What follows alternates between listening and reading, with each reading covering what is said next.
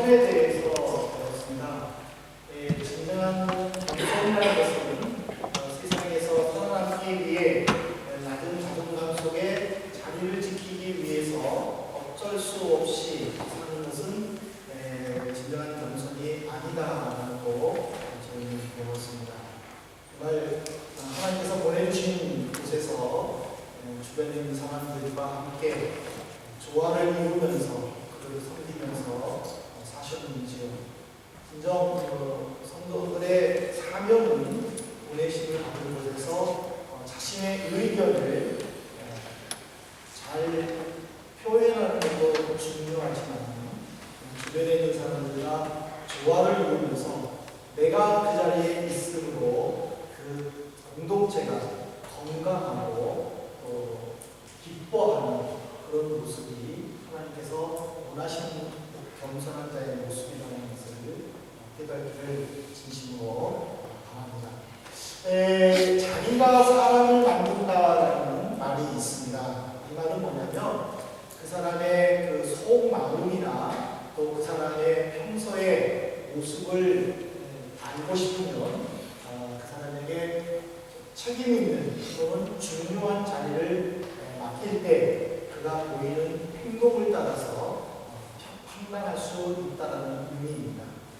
평소에는 참 겸손하고 온화하고 주변에 있는 사람들과 잘 어울리지만 그가 중요한 자리에 있을 때에 주변의 사람들의 의견을 무시하고 일방적으로 지시하고 자기의 말에만 무조건 따라오도록 이렇게 이야기하는 사람이 있거나 또는 너무 주변에 있는 사람들의 말에 귀를 기울이고 그 사람들 말만 듣고 어떻게 결정을 내려야 될지 우유부단하게 제대로 행동을 못한다든지 아니면 주변 사람들의 의견을 의지하면서 자신의 의견을 설득력 있게 전달하지 못하고 쩔쩔대는 모습을 보인다든지 그렇다면 그가 평소에 온화하고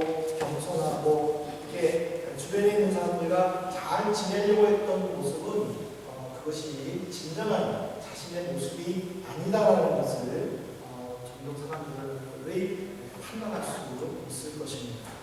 이런 관점에서 본다면은 제 생각에는 사울 임금, 이스라엘의 초대 왕인 사울 임금도 바로 그런 사람이 아니었겠는가 저는 성경을 묵상하면서 그렇게 생각을 해봅니다. 사울이 임금이 되기 전에 그의 모습에 대해서 사무엘 선지자의 판단은요, 사무엘상 9장 2절을 보십시오. 기스에게 아들이 있으니 그의 이름은 사울이요 준수한 소년이라. 이스라엘 자손 중에 그보다 더 준수한 자가 없고 키는 모든 백성보다 어깨 위만큼 더 컸더라. 이스라엘 준수함이 이스라엘 자손 중에 사울만한 사람이 없었다. 모든 백성들보다 어깨가 하나 더 높았다. 이런 외형적인 모습은 모든 남성들의 로망이 아닐까 이렇게 생각을 해봅니다. 왜냐하면은 이 자리에 계시는 우리 남성분들 저도 포함해서 그렇지만은 그 키와 외모에 대해서 자신감이 가지고 당당하시는지 한번 여쭤보고 싶습니다. 키는 되는데 외모가 안 받쳐준다든지 외모를 받쳐주는데 키가 안 된다든지 저는 둘 다 안 되는 것 같아요. 키도 안 받쳐주는데 외모도 안 받쳐준다. 참 얼마나 그래서 이 성형수술이 여성들의 전유물이 아니라 남성들도 성형하고 싶은 유혹을 느끼기도 한다는 거죠. 그리고 부모님들은 내 자녀의 성장판에 관심이 많아요. 정말 내 자녀가 몇 살까지 성장할 수 있을까? 성장판이 닫혔나 안 닫혔나? 그래서 한국에서는 이런 것들로 인해 가지고 성형외과가 활성화가 된다는 그런 말들을 볼 때에 사울은 이 두 가지를 다 갖춘 거예요. 키도 따라주고 얼굴도 따라주고 또 그것뿐만 아니라 또 보세요. 사무엘상 9장 3절에 보십시오. 사울의 아버지 기스가 암나기들을 잃고 그의 아들 사울에게 이르되 너는 일어나 한 사환을 데리고 가서 암나기들을 찾으라 하매 이 당시에는요 재산이 가축이었어요. 그러니까 집에 가축이 얼마나 있느냐에 따라서 그 사람의 그 부자가 척도가 되는 거예요. 근데 지금 사울의 아버지는 최소 2마리 이상을 잃어버린 거예요. 암나기들을 잃고, 그러니까 복수잖아요. 그러니까 이게 2마리 이상의 가축을 잃어버렸다는 것은 엄청난 재산상의 피해인 거예요. 그래서 아버지가 아들 사울에게 말한 거예요. 얘야, 지금 한 종을 한 명 내리고 빨리 가서 우리 집에 잃어버린 좀 나귀를 한번 찾아봐. 근데 사울이 며칠을 헤맸다고 그랬어요? 3일을 헤맸다고 그랬어요. 3일 동안 자기 집 근방뿐만 아니라 자기 동네를 헤매고 또 옆 지역까지. 그러니까는 그때는 지파들끼리 모여 살았기 때문에 다른 지파에 가가지고 거기서 찾았다는 거예요.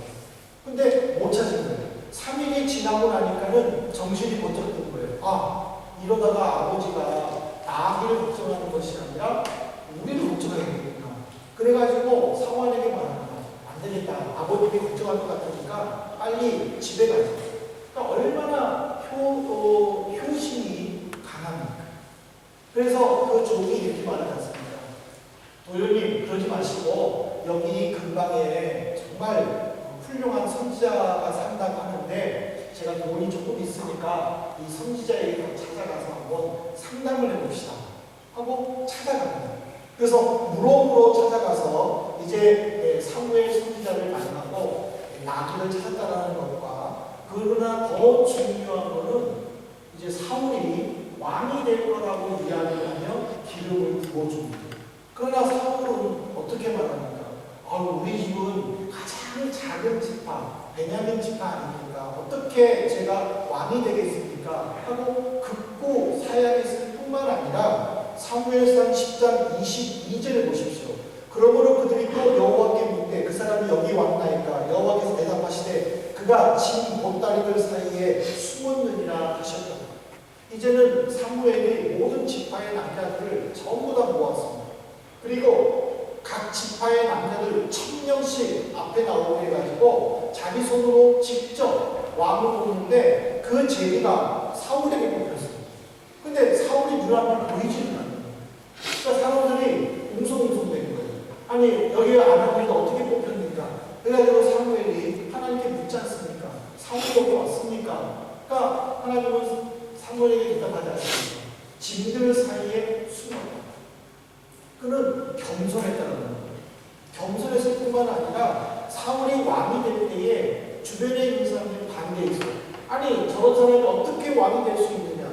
나는 저 사람을 왕으로 인정하지 않겠다. 어떤 사람은 사울 앞에서 대놓고 욕을 했습니다. 당신이 왕이냐? 하고 대놓고 욕을 했어요. 그렇지만 사울은 침묵했다라고 했습니다. 키도 크고 얼굴도 잘생겼는데 겸손하고 그리고 관용하고 관대하고 아마 이런 사람이 지금 이 시대에 있다면은 어딜 가나 환영받는 거예요. 그리고 성공을 거예요. 그렇지 않겠습니까? 그런데 그가 왕이 되었을 때의 모습을 한번 보십시오. 왕이 되기 전에는 정말 멋있었습니다. 그리고 부모님께 효도를 했습니다. 그리고 주변 사람들과 잘 어울렸고요. 그리고 겸손했고요. 그리고 관대했습니다. 하지만 그가 왕이 됐을 때에 첫 일이 뭡니까? 자기 변명과 자기 합리화였습니다. 사무엘상 13장 11절 보십시오. 사무엘이 이르되 당신이 행한 것이 무엇이냐니 사울이 이르되 백성은 내게서 흩어지고 당신은 정한 날 안에 오지 아니하고 블레셋 사람은 믹마스에 모였음을 내가 보았으므로. 사울이 왕이 돼가지고 처음 하고 싶은 것은 전쟁에서 승리하고 싶었던 것입니다. 그래서 자기 나라를 위협하고 있는 블레셋을 한번 크게 혼내주고 싶은 거예요. 그래서 군사들을 동원했습니다. 3000명의 군사를 동원했습니다. 야, 첫 전투에 3000명의 군사가 동원됐다. 이건 대단한 거였습니다. 그는 자신만만하게 그 군사들을 미마스라는 곳에 이제 진을 치고 있었습니다. 그리고 나와가지고 블레셋 군사들을 보니까 성경은요, 블레셋 군사들이 바다에 모래같이 많다고 했습니다. 이스라엘 군사는 3,000명이라고 기록됐는데 블레셋의 군사는 바다의 모래처럼이라고 보면요 최소한 3,001명 이상인 거예요. 그리고 자기들이 가지고 있는 무기를 비교해 보니까는 아무것도 아니라는 거예요. 그러니까 이 사울 옆에 있었던 군사들과 그리고 백성들이 전부 다 무서워서 도망갔어요. 그리고 사울 옆에 몇 명이 있었느냐? 600명이 있었다고 했어요. 2,400명이 도망간 거예요. 3,000명이 똘똘 뭉쳐서 블레셋과 싸움에서 이길 수 있는지 없는지 불안했는데 다 도망가고 600명이 남았다는 거예요. 그리고 전쟁을 앞두고 선지자가 와서 백성들과 군사들에게 용기를 심어주고 그리고 제사를 통하여 하나님이 함께 해주시기를 기도해야 되는 선지자가 정한 날, 정한 시간에 오지를 않는 거예요. 사울은 너무나도 답답하고 불안한 거예요. 불안한 나머지 그가 직접 제사를 드렸어요. 근데 오비이람이라고 까마귀 날자 배가 떨어진다고 해필이면 그때 사무엘 선지자가 나타난 거예요. 그리고 말하는 것입니다. 왕이시여, 지금 왜 이런 일을 하셨습니까? 그때 사울이 잘못했습니다. 말 한마디만 하면 해결되는 거예요. 그런데 자기 변명을 했어요. 자기 합리화를 했어요. 백성들은 흩어지지요. 블레셋 군사들은 강하지요. 당신은 오지 않지요. 할 수 없이. 근데 이것뿐만이 아니었습니다. 그는 너무나도 큰 잘못을 범한 것이 뭐냐? 사무엘상 15장입니다. 하나님은 사울을 용서해 주셨습니다. 그리고 한 번 더 시험하셨습니다. 사울에게 명령을 내립니다. 너는 지금 당장 가서 아말렉 군사들을 전부 다 물리치되 남자, 여자, 어린아이, 나이 드신 분 할 것 없이 다 죽이고 그 땅에 있는 모든 가축들도 다 죽여라 하고 명령을 하신 것이 사무엘상 15장 3절입니다. 보세요. 지금 가서 아말렉을 쳐서 그들의 모든 소리를 남기지 말고 진멸하되 남녀와 소아와 젖먹는 아이와 무양과 낙타와 나귀를 죽이라 하셨나요? 이게 무슨 말이에요? 이스라엘 백성들이 출애굽에서 광야에 가는 동안에 몇몇 무리는 뒤에 뒤처졌어요. 힘들어가지고 따라가지를 못하는 거예요. 그 따라가지 못한 무리를 보고 아말렉 군사들이 전부 다 죽이는 거예요. 그래서 하나님은 모세를 통해 가지고 내가 반드시 아말렉을 완전히 멸망시킬 것이다라고 약속을 해주신 거예요. 그 약속이 누구에게 임했느냐? 사울에게 임한 거예요. 사울은 이 하나님의 명령을 순종함으로 하나님으로부터 회복받을 수 있는 기회가 된 거예요. 그런데 그가 어떻게 했습니까? 사무엘상 15장 9절에 보십시오. 사울과 백성이 아각과 그의 양과 소에 가장 좋은 것 또는 기름진 것과 어린 양과 모든 좋은 것을 남기고 진멸하기를 즐겨 아니하고 가치 없고 하찮은 것은 진멸하느니라.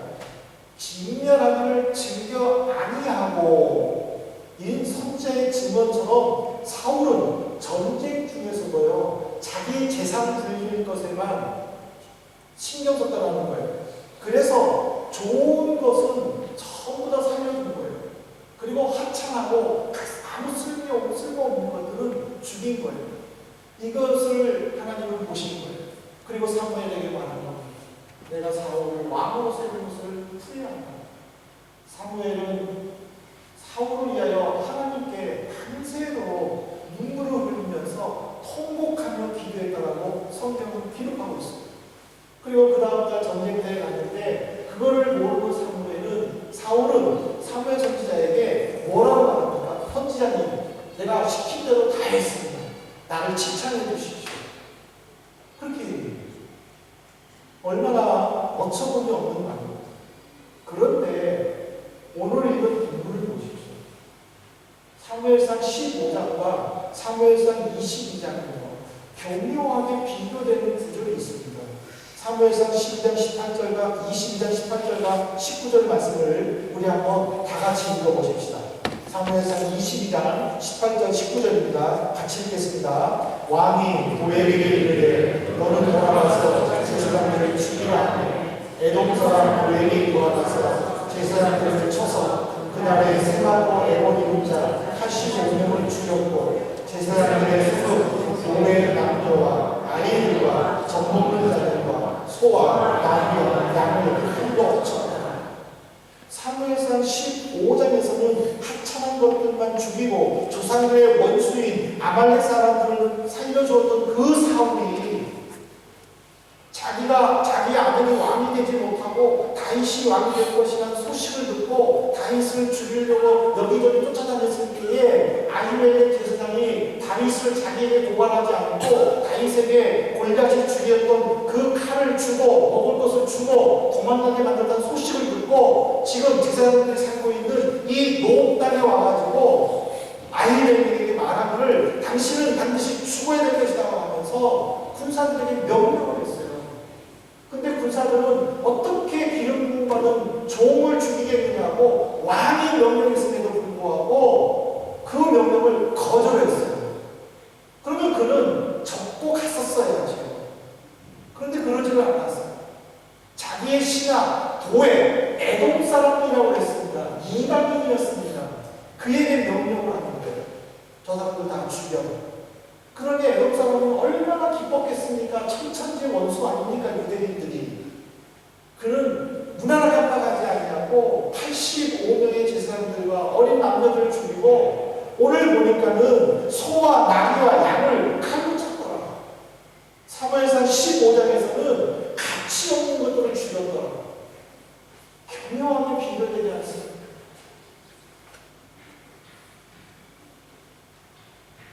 결국 사울은 이 일로 말미암아 하나님으로부터 버림받습니다. 그가 위기에 처했을 때 기도할 때 하나님은 그에게 전혀 응답하지 않았습니다. 그는 너무 답답해가지고 산속에 숨어있는 점쟁이를 찾아갔습니다. 점쟁이도 그에게 좋은 예언을 안 해줬습니다. 점쟁이는 돈 받으려고 좋은 예언을 해줘야 될 거 아닙니까? 그런데도 점쟁이가 뭐라고 그랬습니까? 당신은 전사할 거라고 그러지 않습니다. 왜 그랬습니까? 하나님은 그 점쟁이를 통해서도 사울을 심판하실 거라는 사실입니다. 결국 사무엘상 31장 6절에 보면 그 사람은 새 아들처럼 비참하게 블레셋과의 길보아산 전투에서 죽었다라고 기록합니다. 이상의 내용을 통해서 성도님들, 우리가 하나님으로부터 받아야 될 교훈이 무엇입니까? 자리가 사람을 만들어서는 안 되고 사람이 자리를 만들어야 됩니다. 자리가 나를 주관해서는 안 되고 내가 그 자리를 주관해야 한다는 사실입니다. 다시 말해서 그 자리에 섰을 때에 내가 불행하게 된다면 그거는 하나님이 허락하신 복이 아니라는 것입니다. 오히려 자신의 본성이 나타나게 되므로 하나님의 심판을 받을 수도 있다는 것을 우리에게 가르쳐준다는 사실입니다. 사울이 평소에 보였던 모습으로 왕의 자리가 어려웠다면 그는 하나님 앞에 무릎 꿇고 기도하면서 지혜를 구했다면 그는 신실한 왕으로 이스라엘의 역사에 길이 기록될 것입니다. 예를 들어 볼까요? 솔로몬을 보십시오. 솔로몬이 아버지 다윗을 이어서 왕이 됐을 때에 그가 제일 먼저 한 것이 뭐였습니까? 기브온 산당에 가서 1000번째를 하나님께 드렸습니다. 하나님은 잠자고 있는 솔로몬에게 나타나셨습니다. 내가 무엇을 해주기를 원하느냐? 그때 그가 제일 먼저 기도한 게 뭡니까? 하나님, 나는 아이입니다. 내게 지혜를 주십시오. 하나님은 그에게 지혜를 주셨습니다. 그가 이스라엘을 통치할 때 단 한 번도 피 흘림이 없었습니다. 이 말은 그 땅에 전쟁이 없었다는 것입니다. 40년 동안 평화로웠다는 것입니다. 싸움 한 번 하지 아니하고 피 한 번 흘리지 아니하고 주변에 있는 나라들이 그에게 조공을 바쳐가지고 이스라엘이 솔로몬 시대에 크게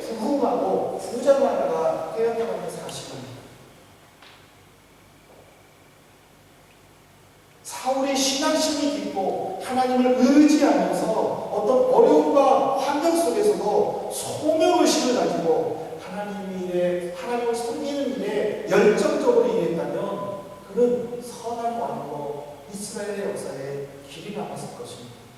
다윗을 보십시오. 그는 사울 임금과는 달리 하나님을 향해서 나의 하나님이라고 고백했습니다. 시편 35편 23절 한번 보시기 바랍니다.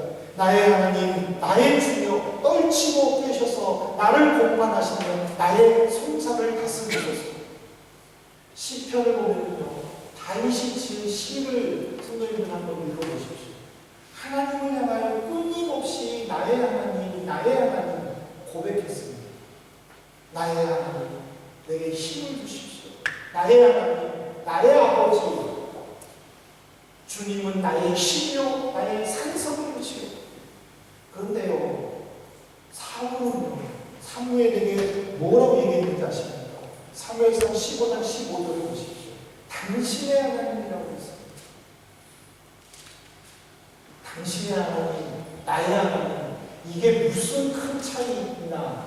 여러분 그렇게 생각하지 마십시오. 당신의 하나님은요, 나와 상관이 없는 하나님이라는 뜻이에요. 사울은 하나님으로부터 왕으로 세움을 입은 그 체험을 했음에도 불구하고 자기의 하나님으로 받아들이지를 않았어요. 당신의 하나님이셨어요. 그는 하나님을 깊이 체험하지 못했다는 사실입니다. 개인의 신앙 고백은 하나님으로부터 쓰임받는 지름길이라는 것을 우리는 고백해야 됩니다. 내가 믿는 하나님이 어떤 하나님이신가? 내 하나님은 나에게 어떤 하나님이신가? 그 하나님이 나를 좌우하시고 나를 이끌어주시고 인도해 주신다는 사실입니다. 우리가 이곳에서 신앙생활하는 동안에, 이곳에서 우리가 유학생활하는 동안에, 우리가 이곳에서 외국생활하는 동안에 분명히 고백해야 될 것은 나에게 하나님은 어떤 하나님인가? 이것이 중요합니다. 내 하나님, 어떤 집사님의 하나님, 어떤 형제의 하나님, 어떤 자매의 하나님이 아니라 내 하나님이 되어야 된다는 사실입니다. 사랑하는 성도 여러분, 이제 말씀을 드리겠습니다. 사울은 우리에게 신앙의 좋은 본보기가 됩니다. 그는 너무 잘생겼습니다. 외모적으로 훌륭했습니다. 겸손했고요, 관대했고요, 부모님께 효도한 청년이었습니다. 외모적인 조건, 이렇게 완벽한 조건이 어디에 있습니까? 그렇지만 하나님은 그를 사용하시지 않으셨습니다. 왜? 그가 왕의 자리에 있을 때에 그는 우유부단했든지 너무나도 자기의 의견에 주장만 하면서 사람들을 힘들게 했든지 자기의 의견을 제대로 설득력 있게 말하지 못하는 쩔쩔매는 모습을 보였기 때문입니다. 이거는 겸손이 아니라는 사실입니다. 진정한 겸손은 나를 역사하시는, 나를 통하여 승리하시는 하나님이 어떤 하나님인지 분명한 믿음의 고백을 통하여 그 하나님 말씀을 순종하면서 내가 해야 할 일, 내가 가져야 할 사명, 비전들을 감당해 나갈 때에 하나님 역사하신다는 사실입니다. 이들이 겸손한 자입니다. 이들이 하나님으로부터 쓰임받는 자들인 줄로 믿습니다. 우리 한민의 성도님들, 모쪼록 이 일주일 동안 하나님을 분명히 찾으시고 하나님 앞에 고백 가운데 그 주님이 어떻게 나를 사용하신다 할지라도 순종하여 그 순종함을 통해 하나님의 영광이 또 여러분들의 삶에 기쁨이, 평안함과 복됨이 넘치기를 주님으로 축복합니다. 이 시간에 우리 함께